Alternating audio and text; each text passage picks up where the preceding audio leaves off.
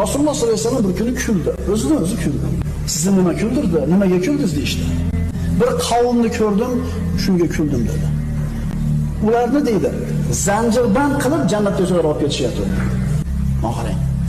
O'zi yurmaydimi? Yo'q, zanjirband qilib ketiladi. Nimaga shunaqa bo'ladi? Kimdir Alloh taoloni bergan ne'matlarni ko'rib egiladi, kimdir Alloh taolo boshiga imtihon solib qo'yganidan keyin egiladi. Kimdir Alloh taoloni bergan ne'matlarni ko'rib egiladi Allohga ixtiyori bilan. Kimdir boshiga musibat keladi, imtihon kelganda egiladi. Demak, bular kimlar ekan? O'sha boshiga imtihonni berib Alloh mashaqqatga kirgizib, Alloh degizib qo'yib turib, gunohini kechirib jannatga zanjirband qilib nima qilyapti? Olib kelib ketyapti. Qarang, mo'min odamga baribir foydada o'sha musibat kelganda ham. Agar inson ixtiyori bilan Allohga egilmasa, Alloh majbur qilib ham egib qo'yar ekan. Yaxshi ko'rgan bandalarini. O'sha musibat berganda egilyapsan, shunga